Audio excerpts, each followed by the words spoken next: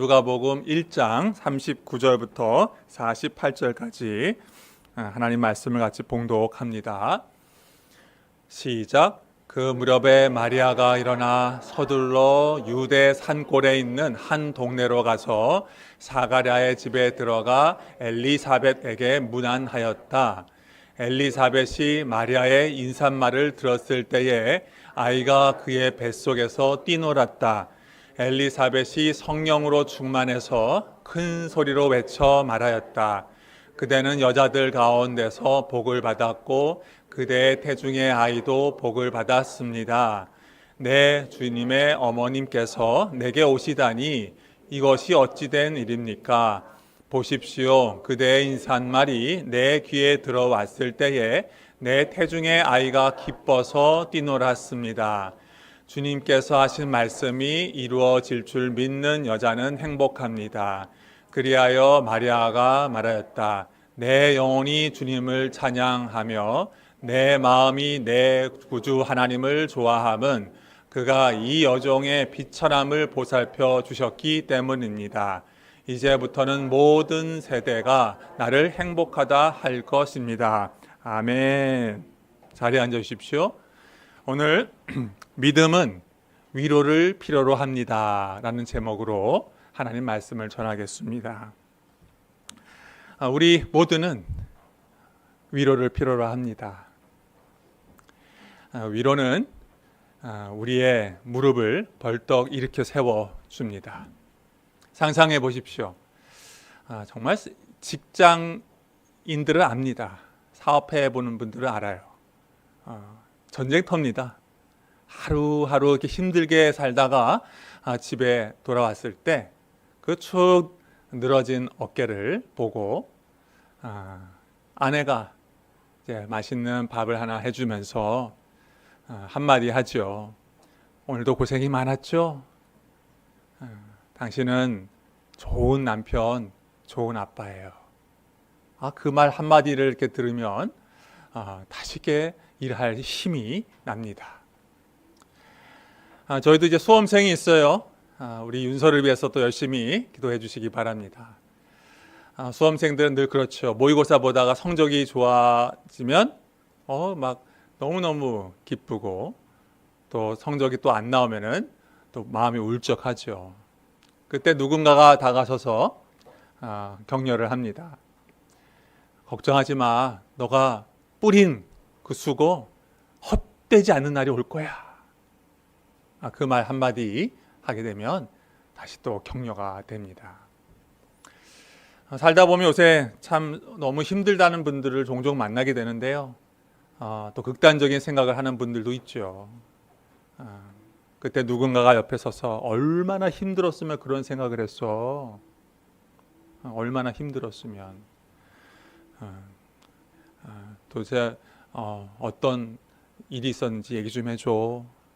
누가 내 이야기를 들어주려고 하는 마음만 있어도 마음에 평화가 또 위로가 되죠. 그런데 우리 믿음도 위로를 필요로 합니다. 여기 그 역설이 하나 있어요. 우리에게는 그 두 마음이 있습니다. 하나는 좋은 믿음의 사람이 되고 싶은 마음이 있습니다. 그죠? 다들 좋은 믿음의 사람으로 인정받고 싶어요. 그런데 또 다른 한 마음은요, 또 위로받고 싶은 마음이 있어요.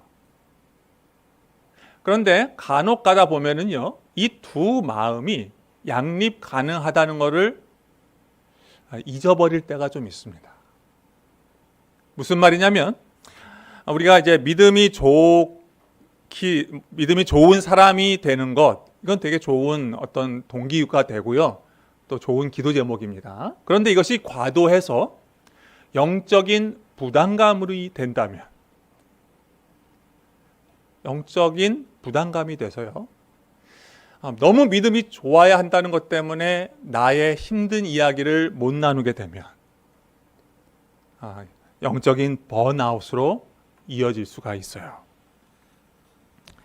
저희 교회는 그런 분이 없지만 이런 분들을 종종 만나게 됩니다. 교회에서 굉장히 열심히 해요.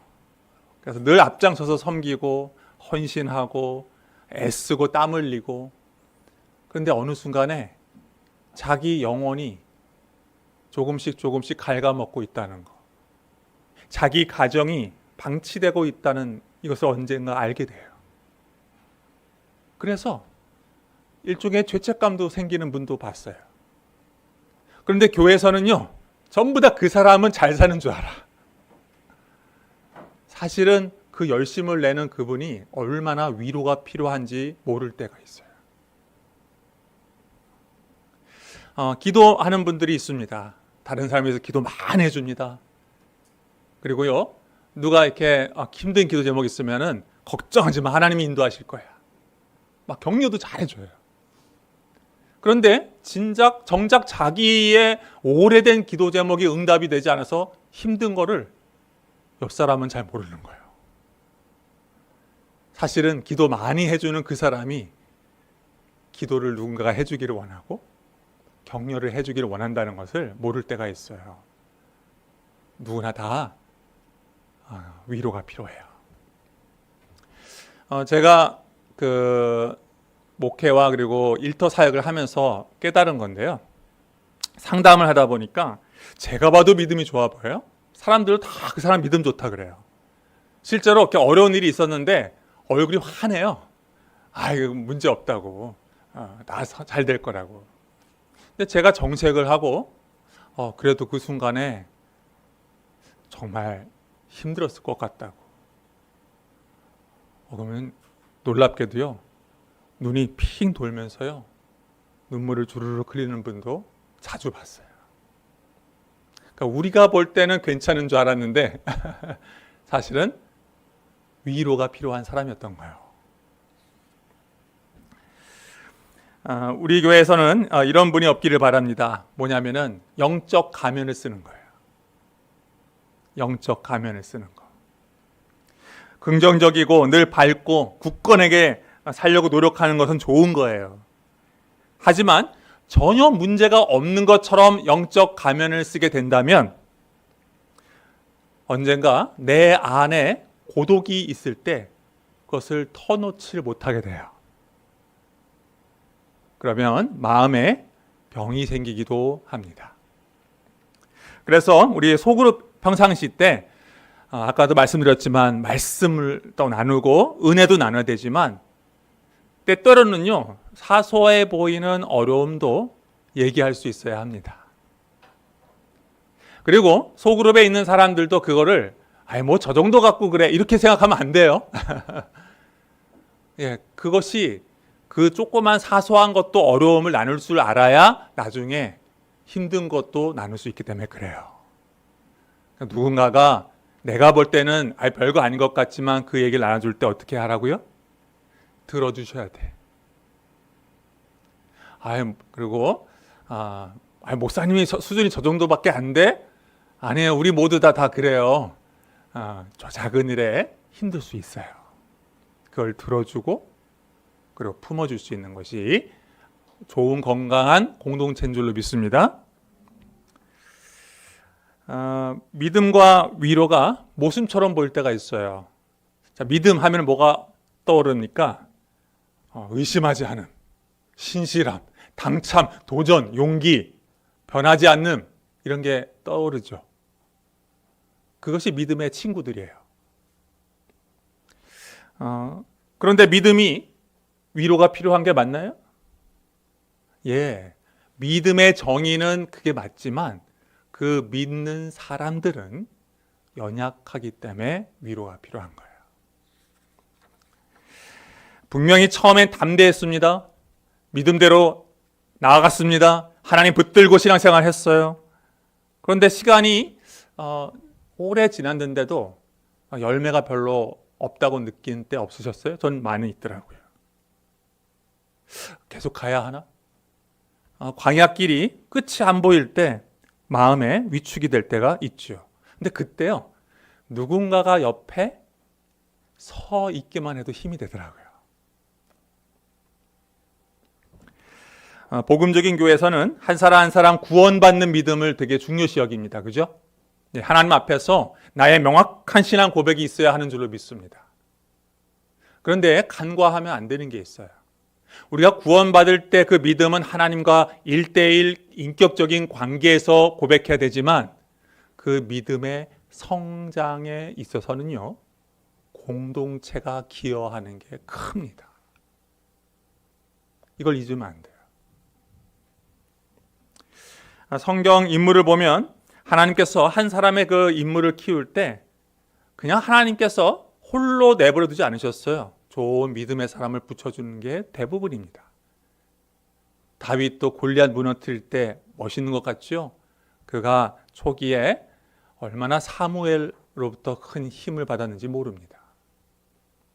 에스더 죽으면 죽으리라 그 신앙 고백 뒤에 누가 있었어요? 모르드게가 있었어요. 제가 이번에 성경을 읽다가 저한테는 새롭게 와닿았던 게 있었어요. 여러분 룻 잘 알잖아요. 룻에게 감정 표현이 별로 없습니다. 어떻게 나오미를 따라왔는지 몰라요. 집안은 팍삭 무너져 있고요. 남편도 없고요. 그리고 언어가 다른 곳으로 왔는데 함께하는 시어머니는 믿음을 다 잃어버린 것 같아요. 근데 혼자서 밭에 나가서 하루하루 살기 위해서 애를 쓰는 거예요. 근데 그때였어요. 보아스라는 사람이 나타나서 이런 말을 합니다. 제가 읽어드릴게요. 이스라엘 하나님 여호와께서 그의 날개 아래 보호를 받으러 온 내게 온전한 상 주시기를 원하노라, 이런 말을 해요. 그때 평상시에 몰랐는데 제가 와닿았어요. 그 룻이 뭐가 필요했어요? 위로가 필요했던 거예요. 보아스가 그 말을 했을 때 너무 위로가 된 거죠. 혼자 사는 게 너무 막막했는데 누군가가 격려해 줬던 거예요. 우리 옆 사람에게 한번 격려해 볼까요? 지금까지 잘 살아오셨습니다. 지금까지 잘 살아오셨습니다. 그 정도면 잘 살아온 거야. 아주 잘 살아온 거예요. 여러분 이 말 아끼지 말고 해주세요. 그 정도면 정말 열심히 산 거예요. 여러분 오늘 주인공 마리아도 마찬가지예요. 마리아에겐 믿음이 있었어요. 근데 누가 봐도 이 마리아 앞길이 고생길이야. 마리아에게 뭐가 필요해요? 사실 위로가 필요했어요. 마리아의 믿음에도 위로가 필요했어요. 그래서 하나님이 마리아에게 사람을 붙여주십니다. 그 이야기를 오늘 하려고 하는 거예요. 잠깐 복습부터 할까요? 그때 천사로부터 수태고지를 받았던 마리아가 고백했던 게 있습니다. 지난주에 말씀대로 내게 이루어지이다.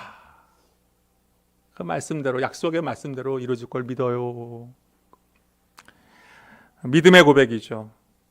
어린아이 같은 고백. 물론 인생을 별로 살지 않은 10대 후반, 많아야 20대 초반일 텐데 아무것도 모르고 그냥 얼떨결에 아멘 했다고 볼지 모르겠지만 우리가 성경을 해석할 때 이 저자의 의도를 잘 봐야 합니다. 이 누가가 다 이유가 있어서 기록을 했습니다. 이사야에 보면 장차올 메시아는 처녀의 몸에서 난다고 했습니다. 제가 읽어드릴게요. 이사야 7장 14절. 그러므로 주님께서 친히 다윗 왕실에 한 징조를 주실 것입니다. 보십시오. 처녀가 잉태하여 아들을 낳을 것이며 그가 그의 이름을 임마누엘이라 할 것입니다. 실제로 마태복음에서 이 말씀을 인용해요. 그런데 누가는 누가복음을 다시 쓰면서 이 구약의 예언대로 정말 메시아가 오시는데 어떻게 이 동정녀, 이 처녀 마리아에게 그 일이 일어나는지를 자세하게 밝혀 보여주고 싶었던 거예요. 그래서 누가 덕분에 우리가 알게 된 게 있습니다. 마리아가 안타까운 사건, 불미스러운 어떤 임신이 아니라 정말 신성한 사건, 하나님의 그 예언대로 임신을 하게 됐다는 것을, 그 스토리를 자초지종을 다 알게 됐어요. 그리고 누가는 강조합니다. 마리아가 임신 전부터 하나님의 특별한 약속을 받았고 그걸 믿음으로 받았기 때문에 그 마리아의 고백을 부각시켜요. 말씀대로 내게 이루어지이다. 나중에 한번 설명하겠지만 엘리사벳이 한 번 더 이것을 강조합니다. 하나님이 그 소녀의 믿음의 고백을 보고 계시다는 거예요. 자, 그런데 다시 마리아 이야기로 나가 보겠습니다. 마리아가 믿음의 고백을 했지만 천사가 훅 가버렸어요. 이제 마리아 혼자 남았습니다. 우리가 만약에 마리아 입장이 된다면 여러분은 어떤 생각을 하시겠어요? 야, 하나님께서 이제 내 인생에 어떻게 일하실까 궁금도 하고 흥분도 하고 기대가 되겠죠? 하지만 동시에 저 같으면 당황스러움도 있을 것 같습니다. 이제 나 어떻게 살아야 하지? 상상이 안 가는 거죠. 많은 질문들이 막 있을 겁니다. 내가 임신이 되면 사람들이 나를 믿어줄까? 초조함도 올 거고요. 아니, 사람들이 나랑 약혼한 그 요셉이 나를 버리면 어떡하지? 이 불안한 마음도 있을 거고요. 임신 후에 정말 나를 도와줄 사람이 한 명이라도 있을까? 걱정도 될 거고요. 별별 생각이 다 올 겁니다. 근데요, 그 순간에 믿음의 고백했던 마리아가 한 가지 결단을 하는데 오늘 본문 보니까 39절에 마리아가 벌떡 일어나서 유대 산골에 있는 한 동네 엘리사벳을 느닷없이 만나러 떠납니다. 왜 그렇게 했냐면 사실은 천사가 했던 말 속에 그 해답이 있습니다. 36절, 37절에 보면 한번 볼까요? 보아라, 그대의 친척 엘리사벳도 늙어서 임신하였다. 임신하지 못하는 여자라 불리던 그가 임신한 지 벌써 6달이 되었다. 천사가 뭐라고 말하냐면 임신하지 못하는 여자라고 소문이 난 누구요? 엘리사벳이 하나님의 능력으로 임신했다는 거예요. 마리아도 알았죠. 할망구가 됐는데 어떻게 애를 낳냐고요. 충격적인 소식이죠. 근데 천사가 말해요. 하나님의 능력으로 된 거라고. 그래서 확인해 보고 싶었어요. 어떻게 하나님이 엘리사벳 가운데 역사하는지를 두 눈으로 보고 싶었다고요. 그래서 달려간 거예요. 나중에 알게 되지만 천사가 나타나가지고 처음에 임신하겠다 했을 때 그 사가랴가 믿지 못해서 벙어리 되어 있는 것을 보게 되죠. 엘리사벳이 말하기를 어떻게 임신이 됐는데 하나님이 해주신 것 같아, 이런 간증이 아니었어요. 태어나기 전부터 천사가 나타나서 임신하게 될 거라는 말씀을 주고 그 말씀대로 임신했던 것을 보게 된 거죠.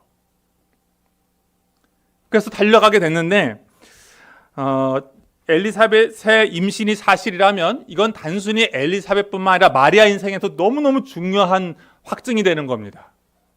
어떤 확증이요? 마리아에게 천사가 나타났던 것이 환상이 아니라 진짜 사실이라는 거죠. 그렇지 않습니까? 그리고 엘리사벳이 임신했다는 얘기는 뭐냐면 그 천사가 나타난 게 사실일 뿐만 아니라 천사가 마리아에게 해준 이야기, 너도 임신하게 되는데 성령의 능력으로 임신하게 된다는 이 하나님의 약속이 사실이라는 것을 말하는 거죠. 재미난 건 사가랴에게 나타난 천사나 마리아에게 나타난 천사가 동일한 천사, 가브리엘이라는 것이죠. 그래서 엘리사벳이 임신한 것처럼 하나님의 능력으로 너도 임신하게 될 거야. 이것 때문에 가만히 있을 수가 없었어요. 그래서 엘리사벳을 찾으러 달려갔습니다. 하나님의 능력을 보고 싶어서 달려갔습니다. 엘리사벳 그 임신을 통해서 하나님이 어떻게 일하시는지를 보고 싶어서 달려갔어요. 정말 내게 나타난 그 천사가 정말 사실이었는지 확인하고 싶어서 달려갔어요. 그 천사가 내게 준 말도 안 되는 그 기적, 이야기, 메시아를 잉태하게 된다는 것이 정말인지를 알고 싶어서 달려간 거예요. 그런데 우리 성경 한번 보도록 하겠습니다. 갔을 때였어요. 여러분 39절에 보면 그 무렵에 마리아가 일어나 이제 달려갔다고 했는데요. 그때 엘리사벳이 임신한 상태였습니다. 여러분 한번 성경 보시겠어요? 26절 한번 보세요. 그 뒤로 6달이 되었을 때에 이런 표현이 있습니다. 이게 무슨 말이죠? 이게 무슨 말일까요? 엘리사벳이 임신한 지 6개월이 됐다는 거예요. 그때 마리아에게 나타났어요, 하나님이. 그러면 여러분 6개월 정도 되면은 어떤가요? 티가 나요? 티가 안 나나요? 티가 납니다. 그죠? 예, 대부분 티가 납니다. 보자마자 마리아가 엘리사벳을 보자마자 임신했구나 이거를 볼 수가 있는 거예요. 그런데 엘리사벳을 만나자마자 마리아가 오히려 축하해줘야 되는데 오히려 엘리사벳이 마리아를 깜짝 놀라게 하는 말을 쏟아내기 시작합니다. 오늘 이것이 핵심이에요. 41절 한번 보시기 바랍니다. 엘리사벳이 마리아의 인사말을 들었을 때 아이가 그의 뱃속에서 뛰놀았다. 엘리사벳이 성령으로 충만해서 큰 소리로 외쳐 말하기 시작합니다. 자, 여러분 임신한 지 6개월 여성분들은 아실 겁니다. 임신한 지 6개월이 되면은 또 다른 특징이 하나 있어요. 배가 나오는 것 말고 태동이 있습니다. 그래서 남자도 느껴요. 만지면은 꿈틀꿈틀거립니다. 기억나시죠? 발로 차기도 합니다. 그래서 자궁이 아주 이제 단단해지는 경험도 막 하게 되죠. 엘리사벳이 자궁에서 그 침례 요한이 있는데 태동이 느껴지는 거예요. 그런데 그것도 아주 스페셜한 태동입니다. 성경에 보니까 41절에 성령 충만함 속에서 그 태동을 느끼는 거예요. 그러면서 42절에 마리아가 깜짝 놀랄 말을 이야기합니다. 그대는 여자들 가운데서 복을 받았고 그대의 태중의 아이도 복을 받았습니다. 무슨 말이냐면 마리아 너 임신했구나 축하해 이 얘기를 하는 거예요. 근데 마리아가 깜짝 놀랄 수밖에. 왜요? 자기가 그 임신한 얘기를 아무에게도 한 적이 없어요. 엘리사벳에게도 한 적이 없습니다. 근데 엘리사벳이 보자마자 알아차린 거예요. 자기는 임신한 지 6개월이 됐고 마리아는 이제 시작했는데 그거를 알아봅니다. 어떻게 알아봤을까요? 성령 충만 속에서 성령께서 가르쳐 주신 거예요.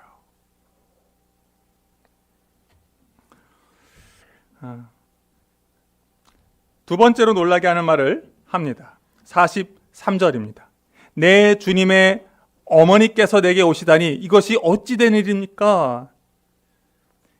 엘리사벳은 마리아가 임신한 것을 알아차렸을 뿐만 아니라 마리아가 품고 있는 그 아이가 주님이시라는 것을 알아차려요. 이 문맥상으로 보면 장차 올 메시아인 거죠.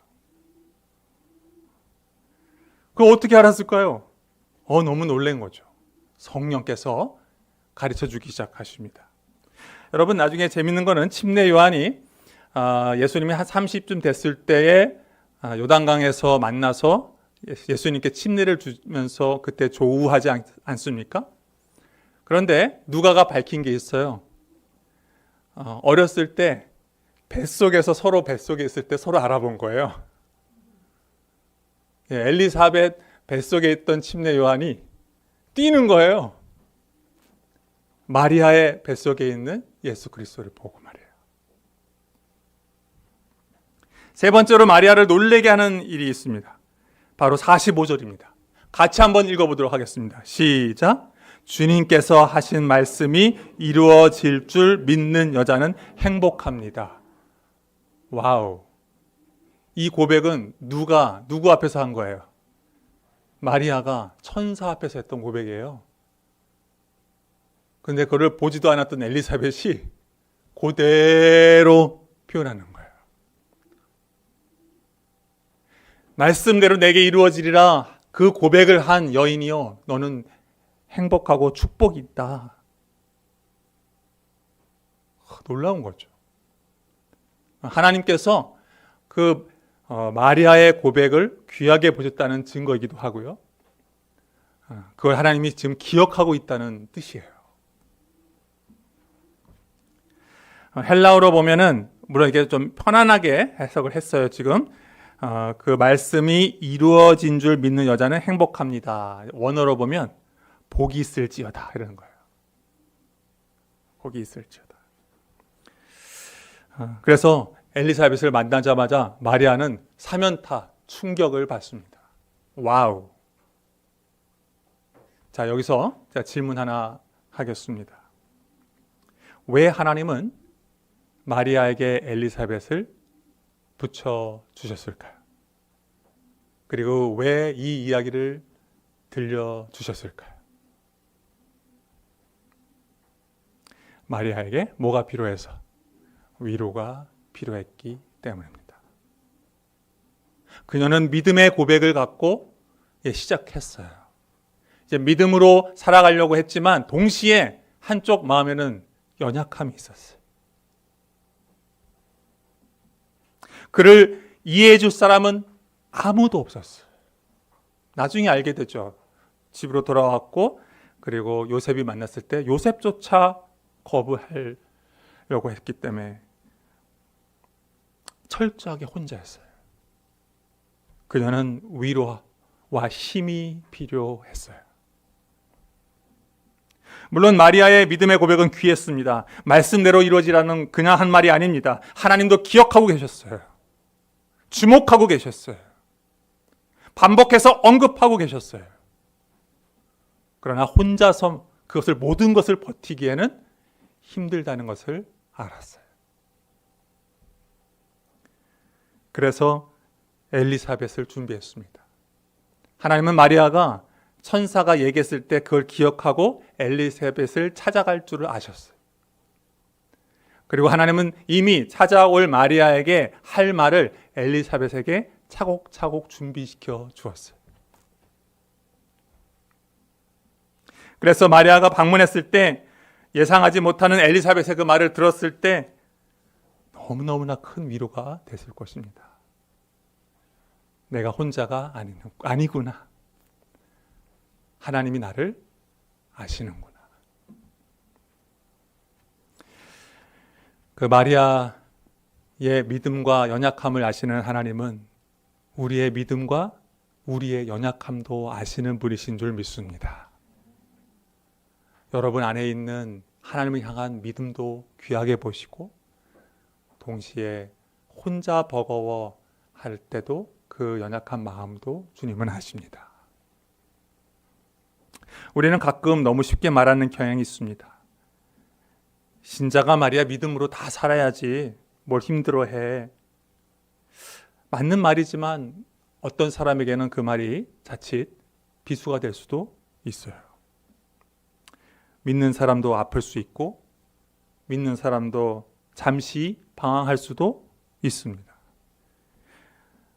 믿기 때문에 어려움을 극복하기도 하지만 어떤 경우는 믿음에도 불구하고 속상해할 수도 있습니다. 하나님은 마리아의 연약함을 간과하지 않으셨어요. 아셨고 그를 격려해 줄 사람을 붙여주셨어요. 그 하나님은 우리를 아셔요. 그리고 우리에게 힘을 줄 사람들을 붙여주십니다.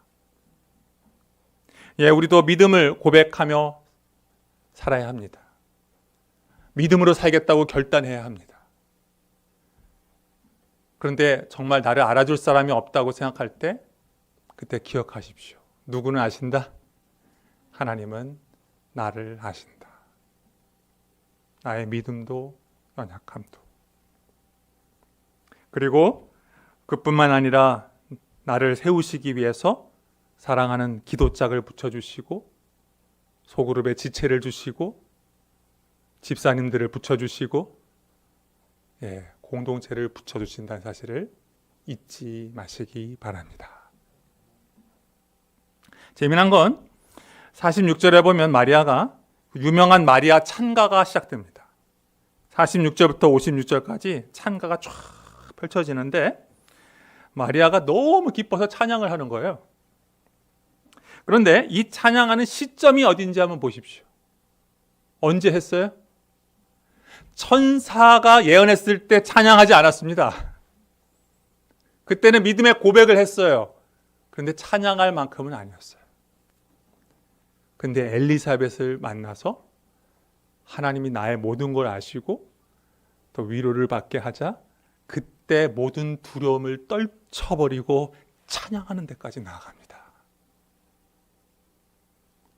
그리고는 뭐라고 고백하는지 한번 보시겠어요? 46절 내 영혼이 주님을 찬양하며 내 마음이 내 구주 하나님을 좋아함은 그가 이 여종의 무엇을 비천함을 보살펴 주셨기 때문입니다.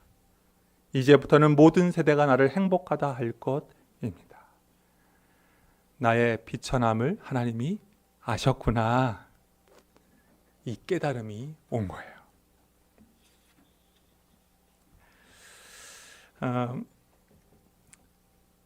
이것이 중요한 이 마리아의 교훈이기도 합니다.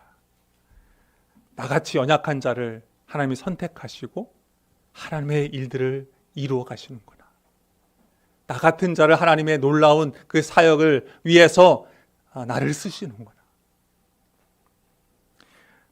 우리는 평범해 보이시지만 하나님의 은혜로 우리를 불러주시고 사용해 주신 줄로 믿습니다.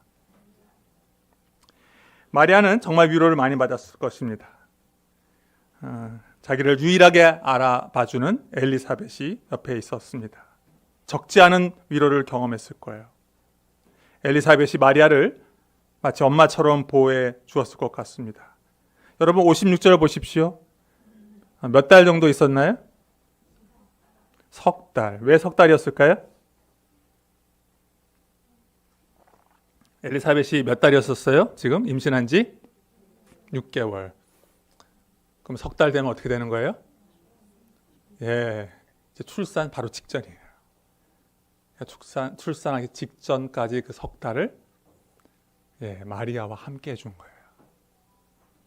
그러면서 마리아를 붙들어 줬습니다. 상상할 수 있죠. 성경에 나와 있지 않지만 그 석 달 동안 엘리사벳은 뭘 해줬을까요? 기도해 줬을 겁니다. 어떻게 살아야 할지를 가르쳐 줬을 거예요. 어떻게 임신하고 어떻게 태어나고 아이를 키워야 할지를 친정엄마처럼 이야기해 줬을 겁니다. 무엇보다도 이제 하나님의 믿음으로 살아야 하도록 돌아가면은 이제 하나님 다시 바라보면서 살도록 많이 격려해 주고 세워줬을 거예요. 그 석 달이 마리아에게는 커다란 힘이 됐던 것입니다. 마리아의 믿음은 선명했지만 어떤 면에서는 촛불과 같았어요. 보호가 필요했습니다. 엘리사벳이 그 보호막이 되어줬던 것이죠. 신앙생활은 혼자 하는 것이 아닙니다. 신앙생활은 하나님이 만나게 해주신 지체와 공동체와 함께하는 것입니다. 우리가 한 사람 한 사람 하나님을 만나야 하지만 서로 어려울 때 붙잡아 줘야 합니다. 빠르게 세 가지 적용점을 좀 나누고자 합니다. 첫 번째 적용점은 우리 서로에게 엘리사벳이 되어주는 공동체가 되기를 바랍니다. 서로가 서로에게 엘리사벳이 되어줬으면 좋겠어요. 마리아처럼 믿음으로 살려고 하는데 외로울 때, 잘 안 될 때 서로 격려해주고 서로 하나님의 능력으로 살 수 있도록 도와주는 거예요. 소그룹에서 연약함을 얘기할 때 꼭 들어주시기 바랍니다. 누가 어려운 이야기를 할 때 잔소리하면 될까요, 안 될까요? 잔소리하지 마시기 바랍니다. 정답 주려고 하지 마시기 바랍니다. 너무 쉽게 조언하려고 하지 마시기 바랍니다.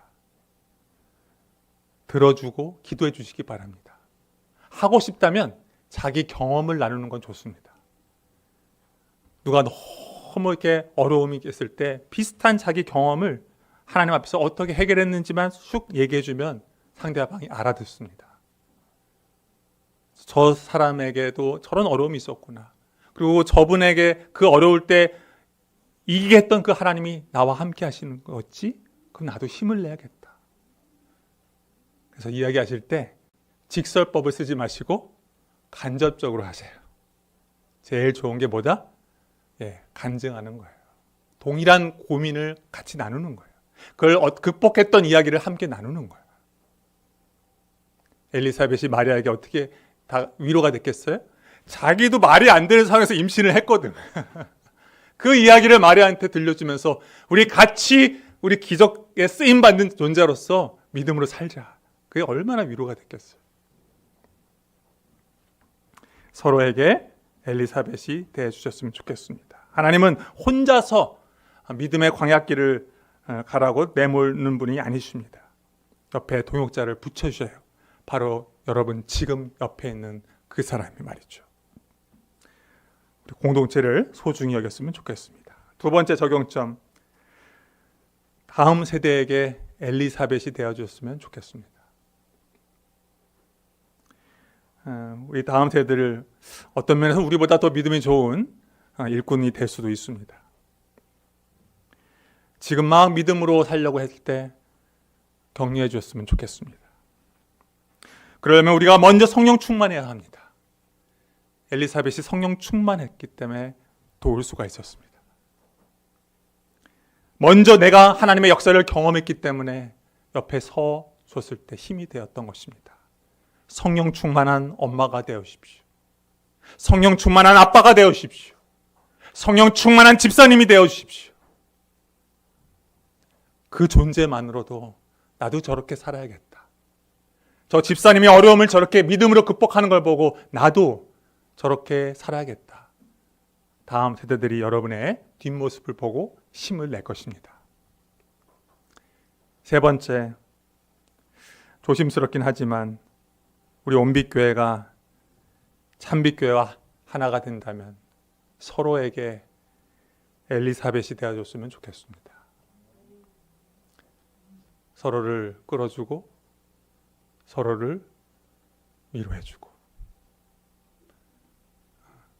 똑같이 마리아처럼 연약하고 똑같이 엘리사벳, 평범한 엘리사벳이지만 서로 도전을 주고 격려하는 그런 공동체가 서로에게 되어줬으면 좋겠습니다. 기억하십시오. 하나님은 나의 믿음도 아시고 연약함을 아십니다. 능히 위로하시는 분이시고 그분은 말씀으로도 위로해 주시지만 바로 사랑하는 공동체와 지체를 통해서도 우리를 위로해 주시는 분이라는 것을 기억하시고, 아니 한 걸음 더 나아가서 나를 통해서 누군가를 위로해 주실 수 있는 분이라는 것을 깨닫고 돌아볼 때 내게 붙여주신 엘리사벳으로 인해 감사하고 이제는 내가 엘리사벳이 되어서 우리들의 친구들, 우리들의 지체들을 위로해 주는 사람이 되시기를 주님의 이름으로 축복합니다. 아멘.